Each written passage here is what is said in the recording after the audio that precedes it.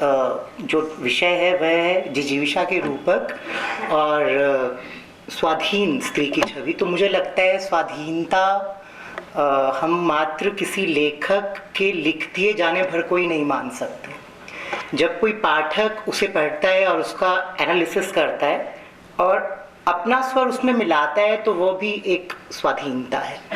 और रज़ा फाउंडेशन का बहुत शुक्रिया हम सबको स्वाधीनता का ये अवसर देने के लिए। तो मैं शुरू करता हूँ।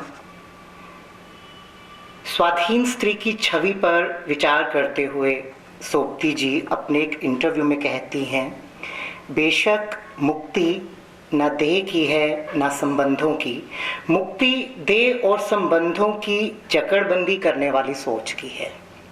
तो अब महत्वपूर्ण प्रश्न ये उठता है कि इस जकड़बंदी से हम खुद को आज़ाद कैसे करें। तो इसका उपाय, इसका हल वो एक आर्टिकल में देती हैं और ये आर्टिकल है रचना के गर्भगृह में। उसमें वो लिखती हैं, अपनी अंधी खुर्दबीन से जिसे देखा, जब देखा उसका आधा हिस्सा गायब हो गया।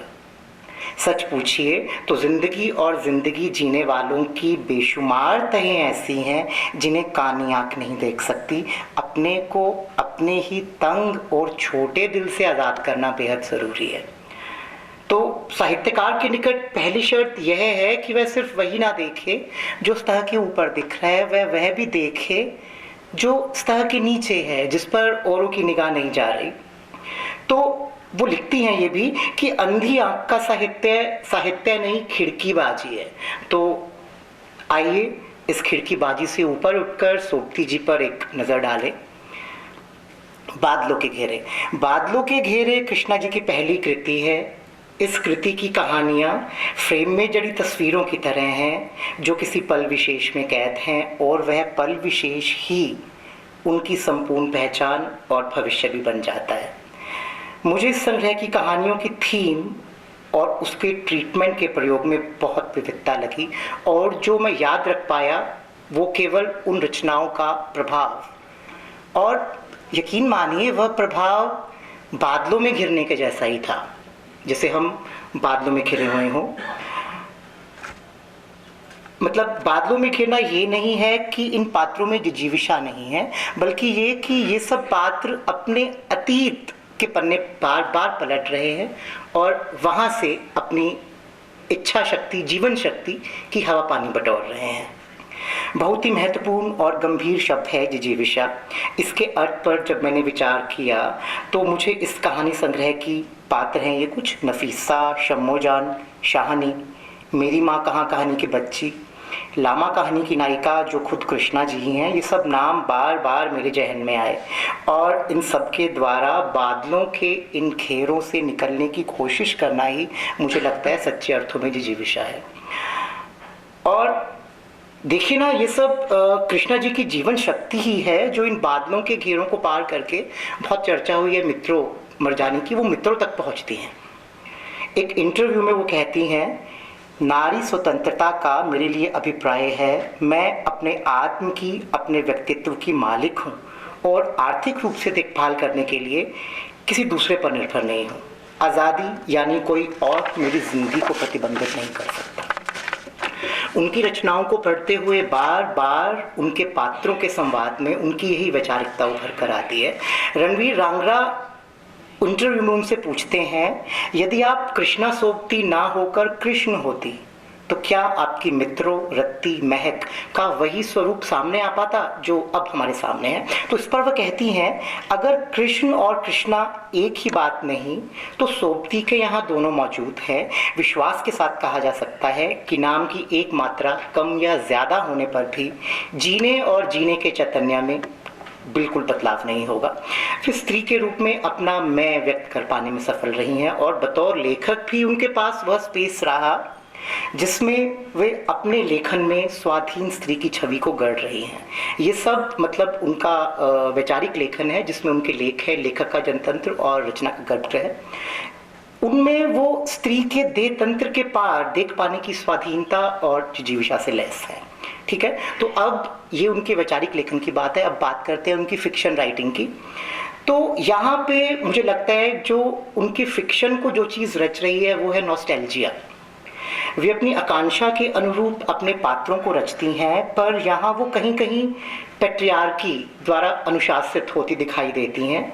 मित्रों के निकष के रूप में हम यह कह सकते हैं कि वे यौनिक स्वतंत्रता तो अर्जित करना चाह रही थी, पर अपनी राह में आने वाली बाधाओं से रचनात्मक टकराहट ना करके वो पैट्रियार्की में ही वापस लौट जाती है। ठीक है, कृष्णा जी के यहाँ पे ये द्वंद्व है, पर हमें ये समझना होगा कि रास्ता चुनने की आज़ादी ही तो रास्ता बनाने की एक मननशील जिजीविषा से जुड़ी है। ठीक है, तो आज हम ऐसे समय में जी रहे हैं जहाँ औरत की देह को समाज में एक सेक्स सिंबल के रूप में देखा जाता है, प्रस्तुत किया जाता है। तो ऐसे में कृष्णा जी मित्रों के लिए लिखती हैं, औरत को हमेशा पुरुष नहीं देखा और उसने उसे अपने नजरिए से चित्रित किया। अब वह अपने खुद के नजरिए में भी अपने आप को देख रही है। जिस तरह पुरुष ने स्त्री की नग्नता को देखा, उसका महिमा मंडन किया, क्यों एक स्त्री पुरुषाकार को व्यक्तिगत उस तरह से नहीं देख सकती? यह दोहरा मानदंड क्यों? तो और यह बात भी बहुत सच है कि स्त्री के रूप में जो स्त्री की संज्ञा है, इसमें जो स्त्री की संज्ञा में व्यक्ति नागरिक होने के नाते उन सभी अधिकारों को प्राप्त करता है जो देश का कानून उसे देता है। पर मुझे लगता है कि ये बात आज के समय में सच नहीं है। चलिए समाज स्त्री को ये अधिकार दे या ना दे, पर जो सौंपती हैं वो मित्रों की जो सेक्स अर्ज है उसका ये एक जीता जागता उदाहरण है कि वो अपनी नायिकाओं को ये अधिकार दे रही हैं। ऐसे ही सूरजमुखी अंधेरे की रत्ती, रेप से उसके तन मन में उपजी पीड़ा उसकी पूरी पर्सनैलिटी को डाउनफॉल में ले जाने के लिए काफ़ी थी, पर उसने अपने अंदर और बाहर की खोज को खोया नहीं बल्कि चौकस रखा। अंतर्मन की सीध को बाहर से साधे रखना छोटी नहीं बड़ी बात है। दिवाकर द्वारा अपनी बीवी को डाइवोर्स देकर उसके साथ रहने के प्रपोजल को रत्ती ठुकरा देती है।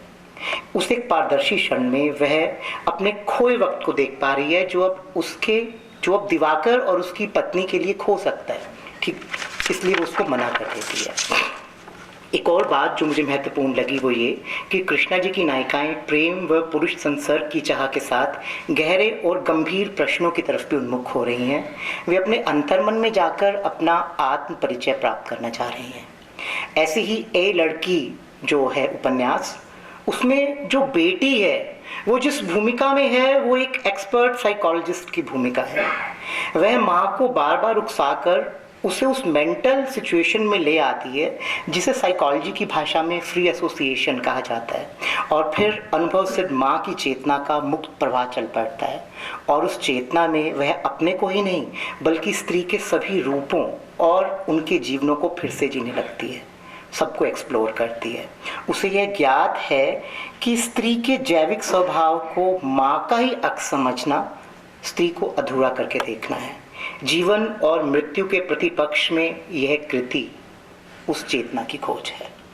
इसके बाद मैं बात करूंगा डार से बिछुड़ी पर।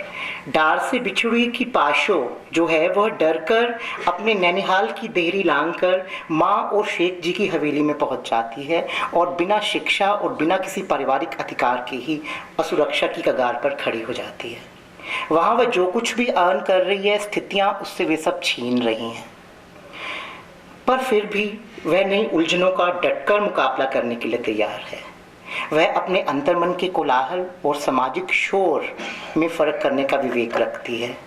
इसके साथ ही वह उस लैंगिक राजनीति को भी देख पाने में सक्षम है जो परंपरा से स्त्री को पुरुष के अधिकार में दे रही है, और स्त्री को पुरुष के अधिकार में देना मतलब पराधीनता की वही एक संस्कृति जो है वो स्थापित करना।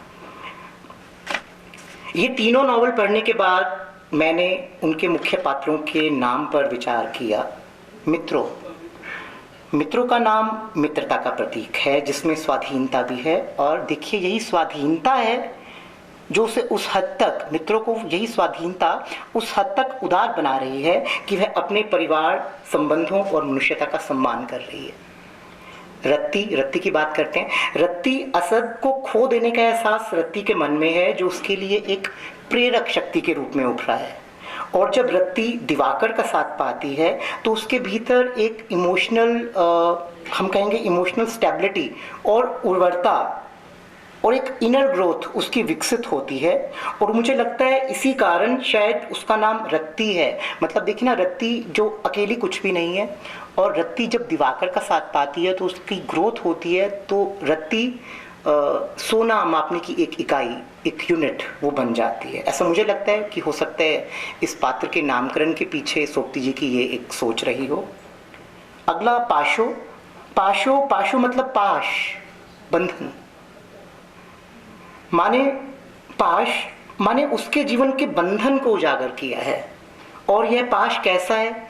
यह पाश है हमारे समाज के दोहरे मानदंडों का। तो मुझे लगता है यहाँ कृष्णा जी वक्रता का सहारा ले रही हैं। वह न केवल अपने लेखकीय मंतव्य को प्रकट कर रही हैं, अपितु अपनी लेखनी सजन में इन सब पात्रों के नामों के स्वभावों के विपरीत जाकर उन्हें उनके रूढ़ अर्थों से मुक्त कर रही हैं, स्वाधीन स्त्री की उपस्थिति रच रही हैं। वो व्यक्तिगत आज़ादी की पक्षधर हैं, दिमागी और आर्थिक आज़ादी की। वे शिद्दत से महसूसती हैं, वो लिखती भी हैं, अगर हमने स्वयं अर्जित की हुई व्यक्तिगत आज़ादी को नहीं जिया तो कुड़न भरी पसोपेश और कुंठाओं की मार से हम आजीवन भद्रलोक स्पेशल भंगिमा को भी ओढ़े रहेंगे।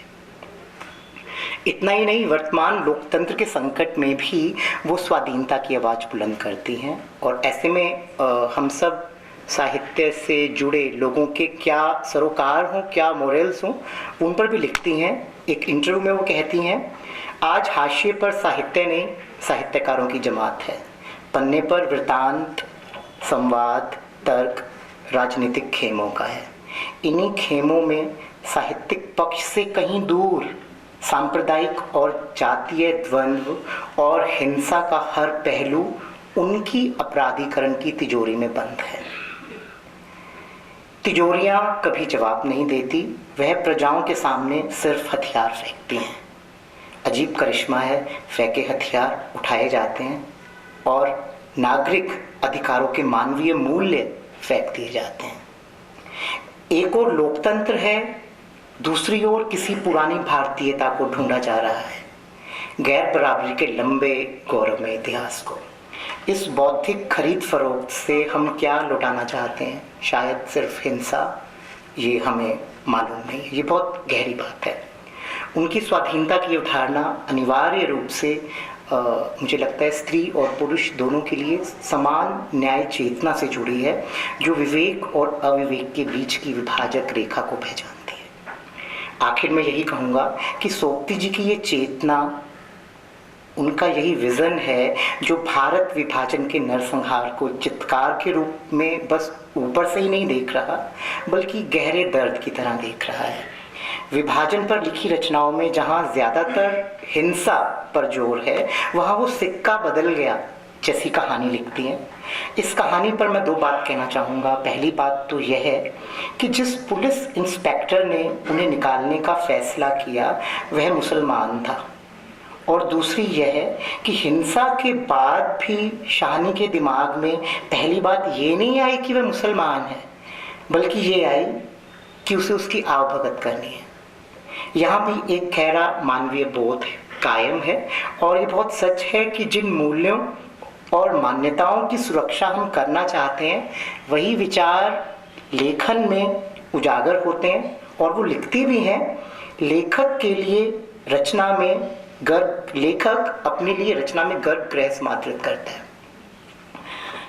तो वे कहती हैं, साहित्य को तो उगना होता है रचनाकार की आत्मा में, और इस प्रक्रिया में जब अंतर्मन और बाहर के यथार्थ से हमारा एक रिश्ता जुड़ता उभरता है, तो ही समूचा अनुभव नया होकर एक स्वतंत्र रूप धारण करता है। मुझे लगता है यह नया रूप ही विचारों की स्वाधीनता है, और कलाकार को, लेखक को हर यात्रा में टुकड़ों और समग्रता में, अंदर और बाहर के अधूरेपन और समूचेपन में बार बार लौट कर आना होता है। शायद इसी इम्तिहान के लिए लेखक लेखक है। यह इम्तिहान है उसकी जिजीविशा का, उसके विचारों की स्वाधीनता का, स्वतंत्रता का, क्योंकि ये शब्द ही हैं जो विचार के रूप में हमारे लेखन में आते हैं।